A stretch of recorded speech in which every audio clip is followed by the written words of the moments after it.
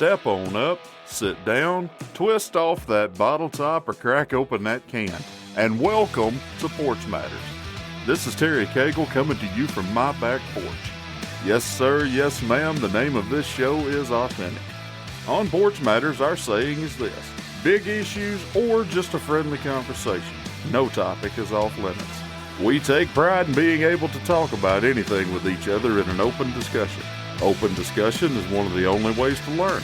Your perspective could be changed. You could change the perspective of others. Friends and family, welcome back to another episode of Porch Matters. I'm glad you're here. I'm doing a whole lot better about trying to record and everything during the day, but this weather just ain't cooperating with me at all. As I'm recording right now, it is 5:10 p.m. Central Standard Time.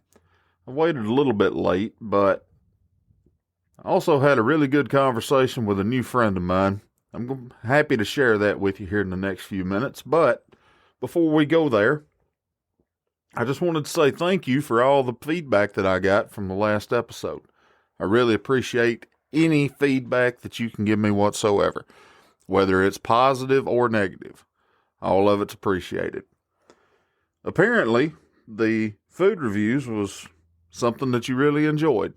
I'm going to try my best to make a segment on each and every episode going forward.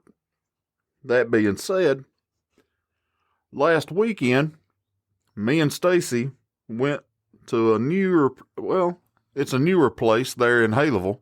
It's about 10-15 minutes away from her house, called Polly's Place. It's right there off of Highway 13 as you're going from Haleville up to Bear Creek. It's in the old Hardee's building there on the left. Went in and checked out the menu and everything, and it was really good. I ended up having the charbroiled chicken. Stacy ended up having some, I want to say it was steak, but then she changed it around because of her new diet and everything. I'm going to have to get her on here and let her explain to you her new diet program. She's lost 70 pounds. Congratulations, baby. I'm very proud of you. She ended up having to change some stuff around, so I really can't remember exactly what it was that she had, but I know that there was some steak fajita in there with it. She let me try about it. It was really good. The waitress that we had, she just went out of her way to make sure everything was great and wonderful and took care of us. You know, if you know anything about me, I'm a tea guzzler, so it's almost like the bottom of my cup has a hole in it. I can't help it. I drink a lot of tea, but my glass didn't get empty much. She stayed right on top of it. If you anywhere in the area and are willing to drive up to Haleville and everything, and you're looking for some really good food, right up to Polly's Place. It's definitely #Fatboy approved, and this fat boy is definitely going to be going back. Not only did I have the charbroiled chicken, they also had a cheeseburger on the menu, and if you know me, you know I love some cheeseburgers. I ordered the double. It came out, and it just looked like a good old school cheeseburger. You know what I'm talking about if you're a cheeseburger lover. When you pick it up off of that paper and there's just some grease dripping out of the bottom of it. Ooh, it was good. I can't recommend Polly's Place any more than what I already have. Again, if you're anywhere around the area, go check them out and tell them that you heard about it on Porch Matters. I know that everybody's up in arms and everything about Ukraine. That's a terrible situation. I'm going to do a little bit of research and see if I can, in the next episode or two, come to you a little bit with more information in case you didn't know. That's a bad situation. And if there's anybody listening right now that is from Ukraine, has family members in Ukraine, has soldiers gearing up to go over there, you and your family are in my thoughts and prayers. This podcast stands with you. On this episode, Stacy from the Weird Horizons Podast comes onto the porch, and we do a little talk about UFOs and some conspiracy theories. I think it's a conversation that you'll enjoy. I enjoyed having it, and I wish Stacy nothing but the best in her podcast endeavors. Any way that this podcast can help her out, I will do so. And I'm really looking forward to having more conversations with Stacy because she likes a lot of different topics, much like myself. And if you listen to her show, she does a lot of research and comes to the microphone very much prepared. So go check her out. Leave her a review. Tell her you heard about her on Porch Matters if you enjoy this conversation as much as I did. Without further ado, let's get started. Sarah Kersey, Weird Horizon Podast. Welcome to the porch, ma'am. How are you today? I'm doing good. Thank you for having me. Thank you for having me on your porch. Very nice to have you here. How's things in the UK? Dreary, dark. We're, deep into winter. I feel like I haven't seen the sun for a very, very long time, in all honesty.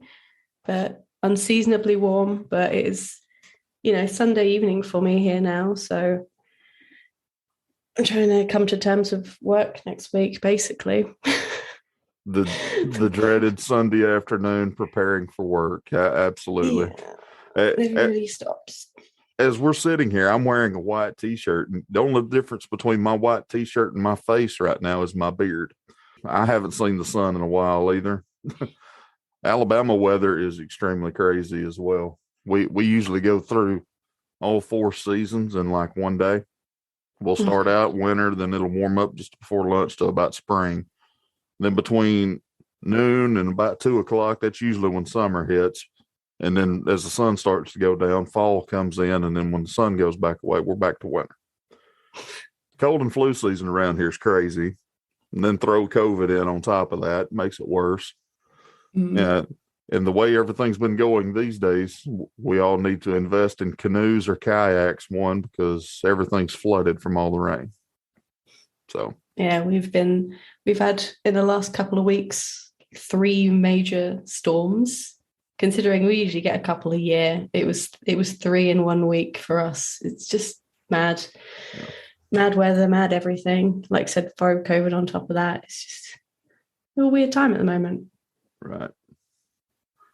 It's an extremely weird time, but hey, we're going to get through it.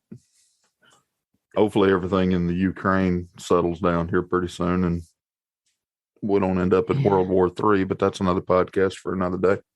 Yes. Speaking of podcasts, what got you into podcasts? Ooh, well, weird story, to be honest. So I started the idea of having a podcast myself sort of mid last year, and I was like honestly having a really bad time like with anxiety. Like I got to a point where nothing really had happened. Obviously you could say COVID and everything had happened, but everything was on top of me to the point that I couldn't leave the house, which was for like a good while. I was terrified of even the idea of leaving the house. And for whatever reason, the only thing that was like getting me out of the immediate moment was like watching paranormal content or listening to paranormal content. I've got no idea why. I don't know why that was apparently what I needed, but I was like every hour of every day just soaking in information about anything paranormal or any sort of conspiracy theory content. And it was like the only thing I could find to calm me down. I don't know why, but it really started off this interest in it. And then I figured if that helps me, maybe there are other people that it helps for whatever reason. And I'd like to, I don't know, be a part of that community in some way. So that's what started me off, but I've got no idea really why that was the case. I just know that's what happened with me. I've been accused of being a conspiracy theorist a time or two. I don't necessarily consider myself a conspiracy theorist. I just consider myself open-minded. I'll hear different theories. And if you think about this, literally everything is a conspiracy theory under the current definition of it until proven fact. Exactly. Like, I don't think it's in and of itself a bad thing to be interested in conspiracy theories or to have these theories, because like you said, they're just alternative theories at the end of the day. Like, some of them of course can be a bit problematic. Like, sometimes it can be quite sort of anti-establishment and anti-science in a way, but it's not, that's not conspiracy theories innately that's like that. I think a lot of people like to lump everyone in together and think that, everyone who's interested in conspiracy theories is interested in like the worst side of it. Yeah. I used to be in law enforcement. I never reached detective level by any means. I worked as a corrections officer. But at the same time, if you sit and watch a detective do their work, everything's a theory until they can get the evidence together to back up said theory. That's how they build their case. And then that's how they solve their case. That's what I was saying a minute ago. Everything is a, quote, conspiracy theory until it's proven. Absolutely. So I tend to be a little bit more open-minded with what I hear. I'll keep it in the back of my mind, and then whenever things come about, and even some of the far-fetched stuff, even some of the stuff that I just don't even see how it could be possible, but I'll somehow retain it in the back of my head. And then there's been several instances where some of the most idiotic stuff that I thought would at the time could happen, it would come out, and then I'd be like, I'll be dead gum. They were right. Yeah, exactly. Like, even what was I reading about today? Like, one of the ones that I figured was was just nonsense from the get-go was like the idea that the American government had been sort of interfering with UFO researchers from the beginning. That sounds like, absolute classic sort of paranoid delusion kind of thing. People believing that they're, getting close to some big truth and that the government was stepping in to shut them down. I figured that was classic, that's just a conspiracy theory. But like, no, from what I'm reading, there's quite a lot of truth to that. And there has been from the beginning. And it's the ones that you don't think there is any chance of being real that turns out there's truth to it, which is, that's what I'm like knee deep in at the moment, is researching that. And it's fantastic. Is this what led you into the podcast format that you have as it is right now? Just being able to look at different topics and do your own research and flip through and be like, hey, this will make a great podcast? Absolutely. It is at its root an excuse to spend a lot of time reading about these topics. Like, I shouldn't need to give myself an excuse to read about things I'm interested in, but it gives a format to it because I tend to stay with each topic for a good couple of hours, like split across multiple episodes. But like I said, it gives me that excuse to really, for a couple of weeks, dig into a topic for like as much as I want to, and then make something productive at the end of it. Again, I think that idea is kind of a bit, I shouldn't need to, but it works. That's what motivates me at the moment. But honestly, I just wanted to read about this stuff. I am a big X-Files fan. This is like as close as I can get to just doing X-Files in real life for myself. That's so sad. That's not sad. X-Files was a big TV show. It's impolite to ask a lady her age, but I just turned 40. So, I grew up right in the middle of when X-Files was big. That would have blown my mind if I experienced X-Files as it came out week by week, and I couldn't really, in the early days, I couldn't go online and just talk to people about this stuff. Yeah. I don't know what I would have done with my time, honestly. Yeah. We used to have to wait every week for an episode. Now the only thing you got to do is binge watch. What was your favorite thing about the X-Files? Ooh. Oh, God, that's a hard one. Well, when I was watching it, so I haven't quite finished it yet, so don't give me spoilers or anything. I'm about 8 seasons into the show. but I really went into it not expecting very much. I was like, I was aware of the legacy of the X-Files, but I hadn't watched any of it when I was younger because I was a little bit too young. I'm like perilously close to 30. I'm going to be 30 this year. So I probably could have watched some of it when I was younger, but I didn't. So I didn't really know what to expect other than generically spooky, something to do with aliens, probably never going to actually see any aliens. And then I watched this show, and then there's some episodes where there's just straight up aliens. And I was not expecting this. And I love how you can have this show where you got this dynamic set up where you've got the skeptic and you've got someone who believes wholeheartedly in the truth that is mostly, alien based in this big conspiracy. And you can have an episode where like you come face to face with aliens, and then the next week be like, no, I don't know if this exists. Like you saw it like a couple of weeks ago. You were literally abducted by aliens, but you're still like, I don't know though. It seems like a bit of an outlandish idea. I love that. I love that dynamic and how they managed to keep that going throughout. I don't know. It hooked me. I always enjoyed watching David Duchovny, but back in the day, I'll be honest with you, I watched it for Gillian Anderson. She's beautiful. She's amazing. Yes. But, just like with everything else, you get hooked to the story. It's some of the best TV I've ever seen, from like a silly, what I figured was just a silly show about aliens, but honestly, some of the best TV I've ever seen. But, it makes sense. It's Vince Gilligan. So took all of that into Breaking Bad. Love Breaking Bad as well. So that was a really good story as well. Yes.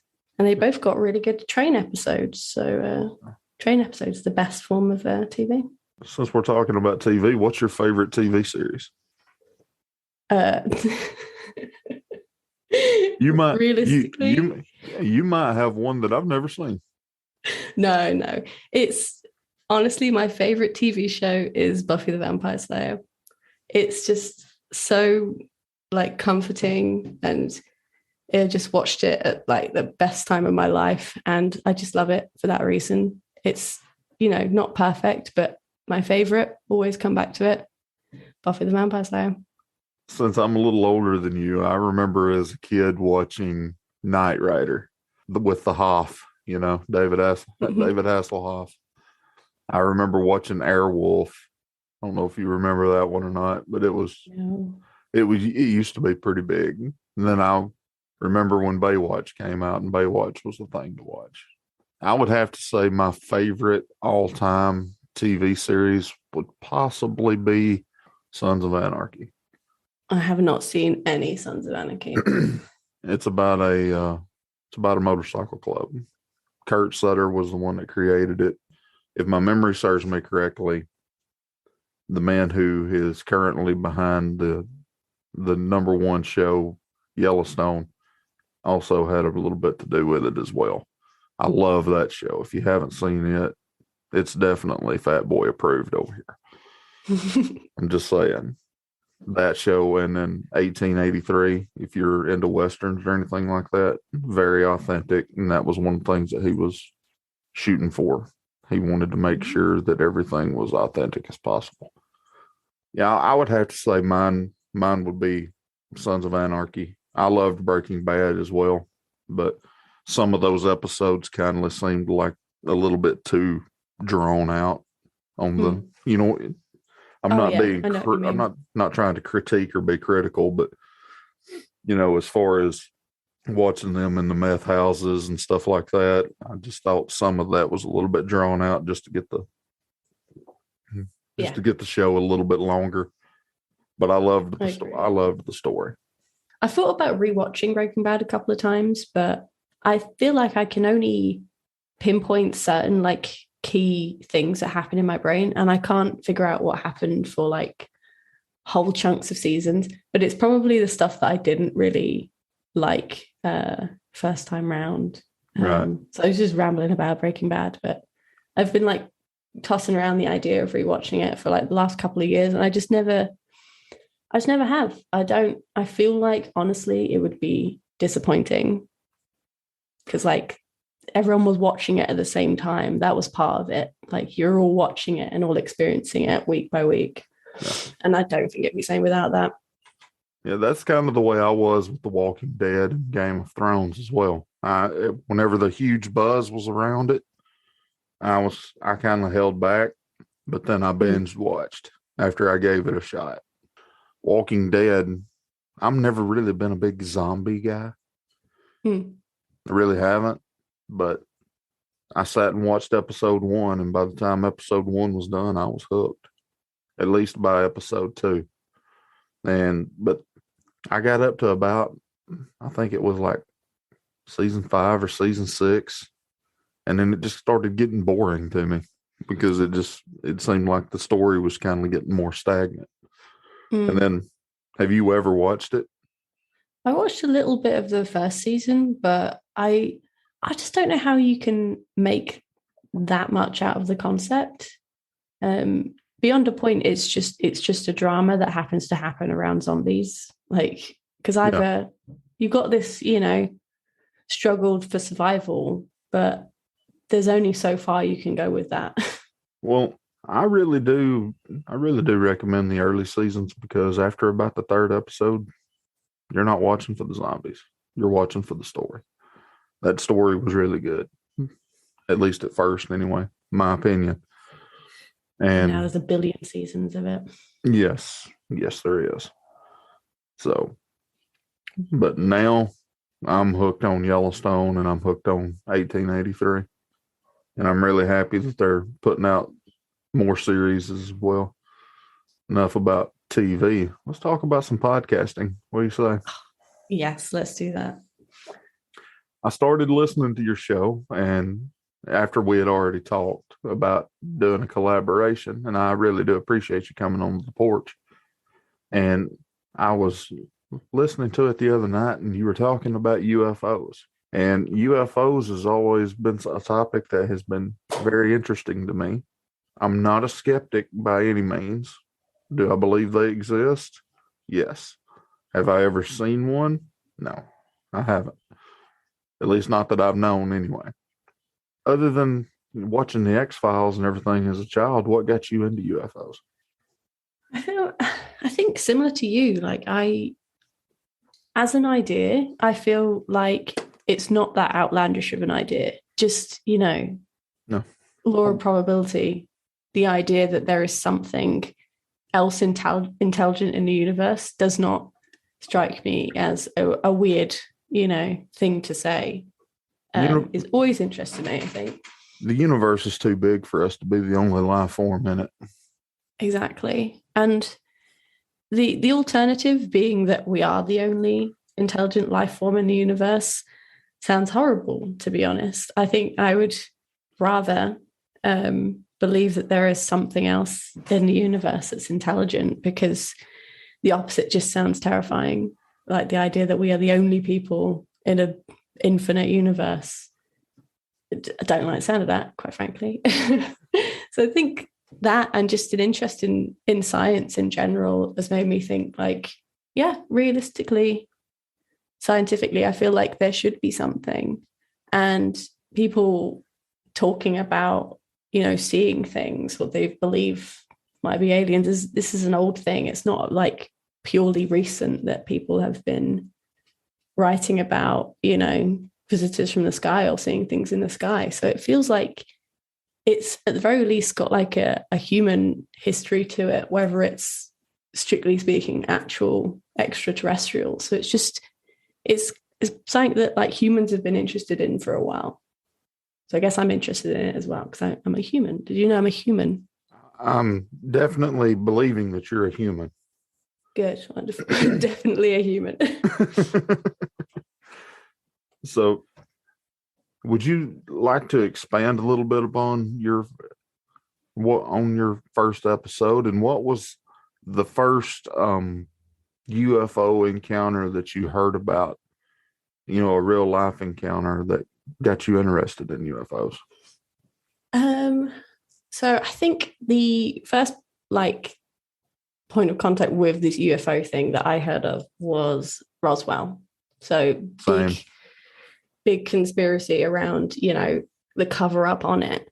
But I think I didn't realize until I started reading just how widespread like these reports are. And like, if you dig for them, the amount of people who believe they've had direct contact with aliens is huge, is massive, which I didn't realize until I started reading about it. But yeah, my first sort of point of contact was Roswell and this vague idea that, something had crashed and there were bodies recovered in the wreckage and it was covered up. But the thing that really hooked me and made me think, oh, okay, I want to talk about this was when I was reading about contactees, basically. So contactees and channelers, people who believed that they were meeting intelligent beings or channeling them, and then around that formed a kind of religion. And just, again, how widespread that was, how many people were building like a religion around this idea. That's what really hooked me in and made me think, okay, I want to learn more about this, because there's a lot more than just people saying that they've seen a flying saucer that's crashed in the desert somewhere, because I didn't know any of that. Well, there might actually be somebody listening right now that has never heard of Roswell. Is there any way you could give a brief summary on what happened at Roswell? Oh, no, honestly. What had happened was, I want to say it was in the 1940s or the 1950s. I believe late 40s. I'm not very good at keeping dates in my brain. Allegedly, an alien ship crashed on a farm, if my memory serves me correctly, and there were either 2 or 3 alien bodies allegedly found. The government swooped in, picked everything up, and allegedly took it to Area 51. That was where the big uproar around Area 51 came about. If I'm remembering this correctly. Yeah, I just remembered the Area 51 thing from a couple of years ago. God, yeah. That feels like a long time ago. It feels like a lifetime ago, doesn't it?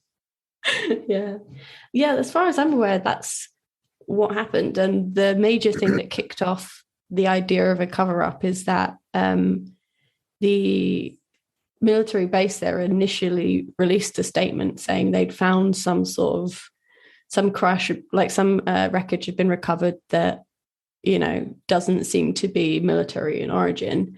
And then that statement was quickly retracted. So the idea of that cover-up was like seeded straight away. This idea, they put out the statement and then they yanked it back. And people were like, well, why?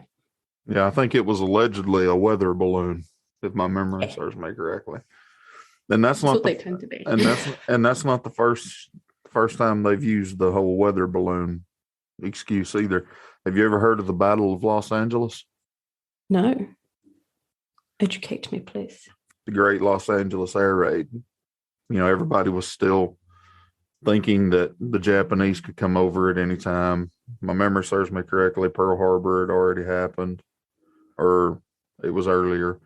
And there were flying objects spotted on either radar or just spotted, in sight. And so military and everything just opened fire on it. It was back in February of 1942.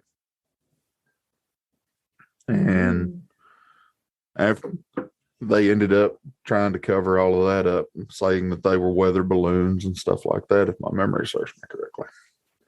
So interesting. That would be an interesting thing for you to be able to look up too. I think I've read about this, but I've never heard it referred to as Battle of Los Angeles. But like that does ring a bell. Yeah, I remember this because someone was referenced that they thought some sighting was going to happen in LA, and then this actually happened. Interesting.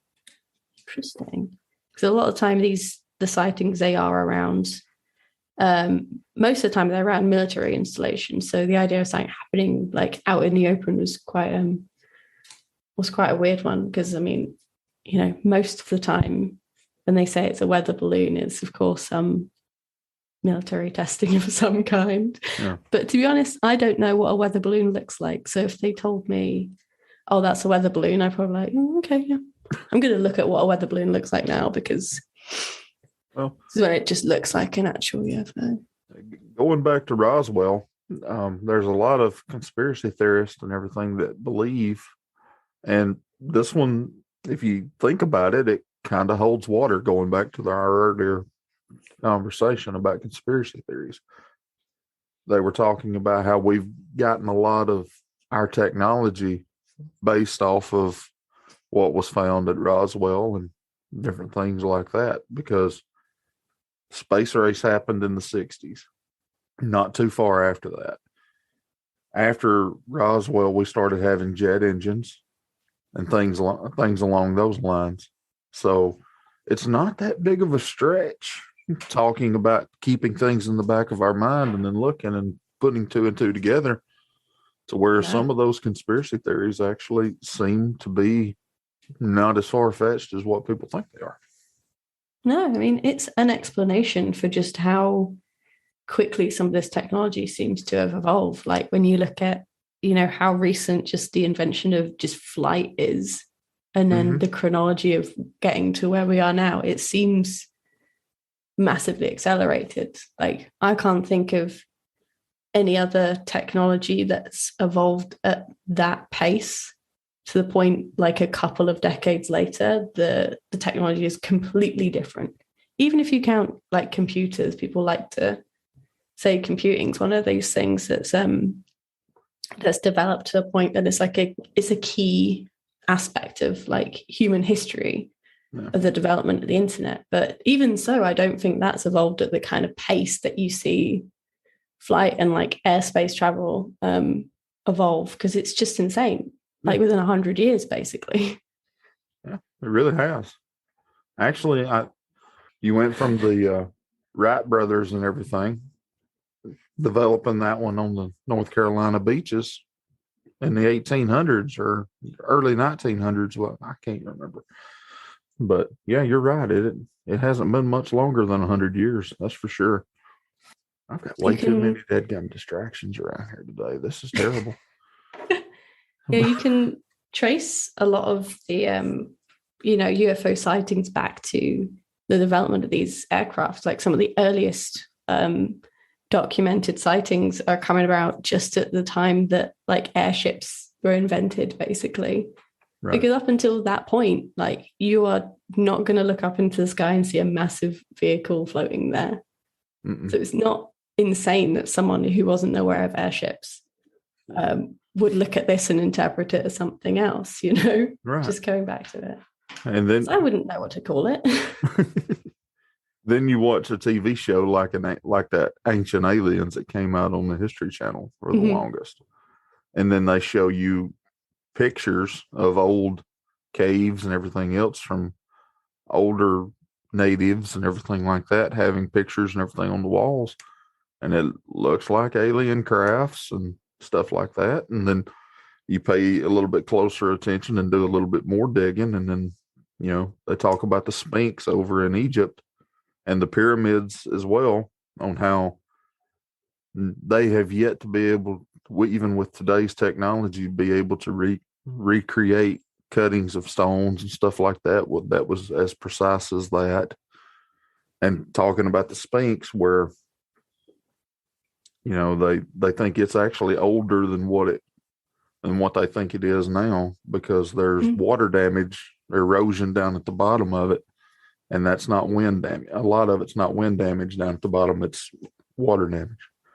Yeah, I read about that as well. Like it must be old enough to the point that the climate of the area was completely different. Like water erosion at that extent, in Egypt, you're talking about a very, very long time ago. Yes. And it's these are things you probably won't ever get an answer to in our lifetime. But well, in biblical times, and even during the times of the Roman and the Greek empires, that whole Sahara Desert location up in northern Africa was actually basically their version of the U.S.'s Great Plains. They got all of their rice, all their grain, everything like that from that particular area before it turned into desert. Mm. Don't know if you knew that or not. I did not know that. No. Mm-hmm. Yeah, northern Africa used to be huge in the times of the Roman and the Greek empires. It's So interesting how connected it all is. Like, yes. I think people underestimate just how interconnected a lot of these cultures were. So it seems like there's a lot of ideas that feel like they propped up completely independently, but there was just a lot more communication, I think, between these cultures than we think there was. Like, looking back historically, we believe that I think they're a lot more cut off than they were for whatever reason. There are still some weird, like you're saying, some very like eerie similarities between some very like early cultural stuff. Like you said, like images of crafts that seem to be very, very specific or very similar to images we have today, and images that seem to show like spacemen, like modern spacesuits and stuff that is, very recent.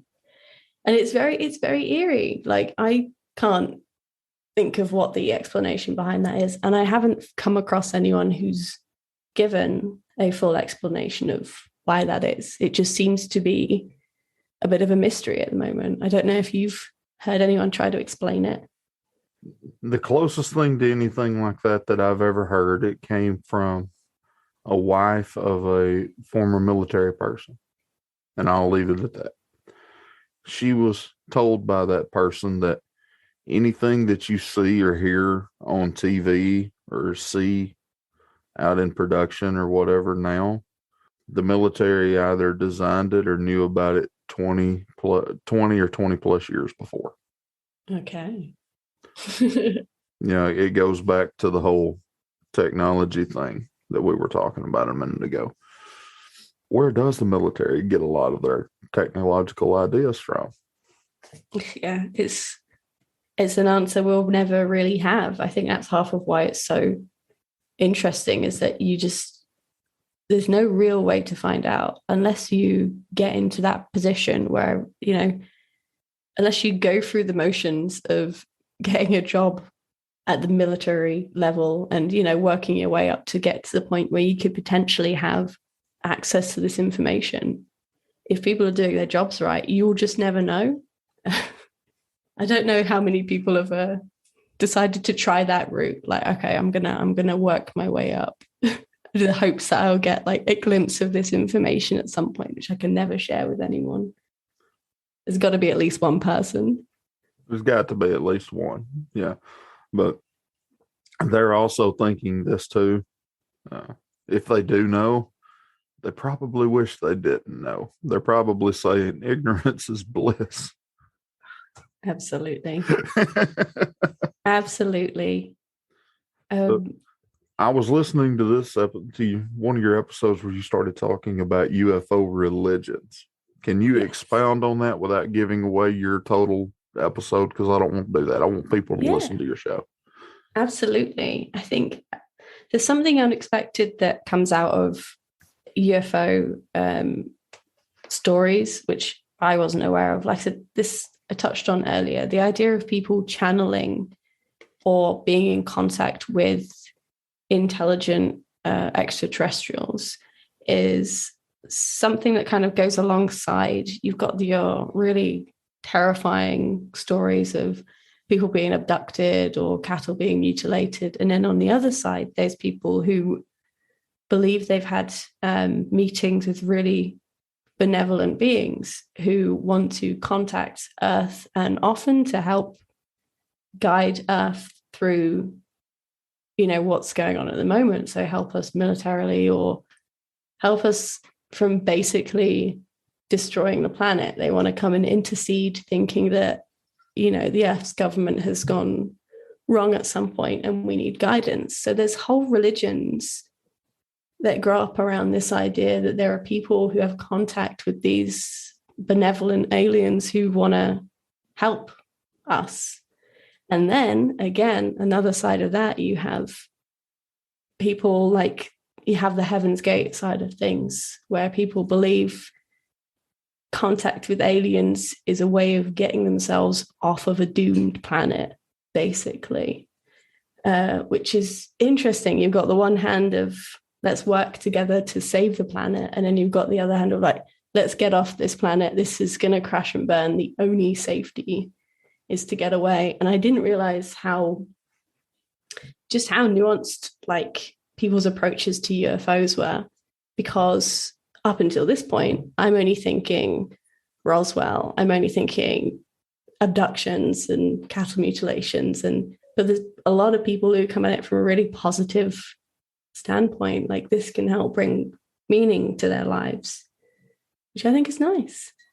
People have to have something to look forward to. Yeah. It's not, I don't think it's a good way of looking at things, that maybe there's some sort of guiding force in the universe. If you don't believe in God, then there's something else out there that maybe wants to help out and, help stop the earth from potentially destroying itself. That's a really good alternative if you don't have any other faith or for whatever reason. I think it's one of those needs that people just have, really. You need to have some belief in something. Have you heard about this theory that some people are saying, well, what if Jesus or what if God is actually aliens and this is whole kind of like a matrix construct on this earth and things like that? I have heard this theory. I think it's very similar to believing, in God in some way anyway, just some being that's elevated above you and wants to help. It's not exactly that far-fetched, is it? It's not saying, it seems like two sides of the same coin, personally. No. I'm a Christian. I grew up in a church and everything like that. But even then, I want to believe what my Bible says, but just like you said, if you think about it, it might not be that far-fetched. We don't, and I say that not trying to sound like some people probably, oh, Terry's done lost his mind. No, I haven't. I just try to be open-minded enough to understand, because we have faith in what the Word tells us. But at the end of the day, we're not going to know until we take our last breath. You know what I mean? Agreed. And it served the same purpose. And I think it's going to give you the same kind of guidance, whether it is a God or if it's some other intelligent being. I don't think it changes the result, to be honest. It's just a way of explaining it. Like if you said to me that the Bible and Christian writings were a way of explaining this sort of benevolent being interceding and trying to give this guiding force, I would say that makes sense, because over and over again you see it as a way people try and interpret things that don't seem to make sense. It's a way of explaining things that don't make total scientific sense. So it doesn't seem that far-fetched to me, and I don't think it would invalidate anything either. Well, Sarah, I just want you to know that you have a new listener and a new fan, and I really do appreciate you coming onto the porch. If you would, tell the people where they can find your show. Well, you can find me, wherever podcasts are, basically. But I'm on Twitter as well as Weird Horizon, and you can find me on Instagram as well as Weird Horizon Podast, although I don't really do a lot on there because I don't know what I'm doing. I just don't. I'm still trying to build my Twitter following as well. So I definitely understand where you're coming from there. It feels like it comes so naturally to some people, and it probably doesn't. But I feel like I'm struggling every time I open either of them just to put something out that doesn't immediately make me just cringe with embarrassment, you know? Even things that I love and things I'm proud of, it's so hard to put them out there, but I'm glad I have to say, just starting a podcast and getting involved with this community is one of the best things I've done. I think it's really got me out of a really bad place somehow. Yeah, I really enjoy doing podcasting. I haven't made any money at it yet, and at the same time, I haven't reached out for any sponsorships yet either. I just enjoy it. People look at me and say, "Why are you doing a podcast?" Well, it's cheap. It's a cheaper hobby than golf. Oh God, yeah. And I get to talk to a bunch of interesting people. So exactly, that's the best part of it. Like just finding people to have conversations with about things like this that not everyone wants to have an open conversation about. Right. A lot of people are very shut down with it, I think. What can people look forward to hear you talk about in the episodes to come, or the episodes that you've already put out that we haven't talked about? Talk about a lot of kind of spiritual topics that are a little bit sort of esoteric, really. So I did a series on poltergeists, and I'm going to come back to a more focused discussion on ghosts, because I think these, again, are experiences a lot of people have that aren't fully explained, and there's lots of really interesting theories behind them. So UFOs are a massive topic. So I've talked about UFO religions up until now, and then very soon I'm going to be talking about the idea of the American government and how it's kind of manipulated and interacted with the UFO myth as it was developing in the 40s and 50s, because that's a very long and complicated story. I'm going to be doing a series on that, and I probably will keep going back to UFOs. It's one of those topics that it's such a deep rabbit hole, and I really want to go to one of the UFO conventions so badly. Like when, the world opens up a bit more and we can travel again, I'm going to be looking into this very seriously. But yeah, that's it. That's currently where I'm looking at. I'm looking at, more UFO stuff and possibly some ghosty things in the future. I'm going to be looking forward to those, and I'm going to be looking forward to having you back on the porch as often as I can get you. I will happily talk about anything. So anything sort of paranormal, anything a bit weird. I want to learn more about it. There's always more to learn. And you are in a perfect position. You have a porch. You have got somewhere that you can look out for. You can sit out there and look for UFOs for me, because I can't do that. You're in an ideal position. Like, you have to. For the community. Set up a camera and keep an eye out. Crank up the neighborhood watch. Sarah, I appreciate you coming on. Thank you for having me.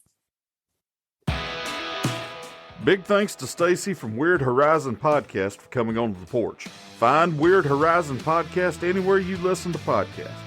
You can find her on Twitter and Instagram at Weird Horizon Podast. If you are new to the show and like what you hear, hit that like, subscribe, or follow button and download the episodes in our archives. If this show has been a positive addition to your life, please rate the show and leave a review. Won't take you but a minute, and it really would help the show. Find us on social media by typing Porch Matters Podcast into the search bar.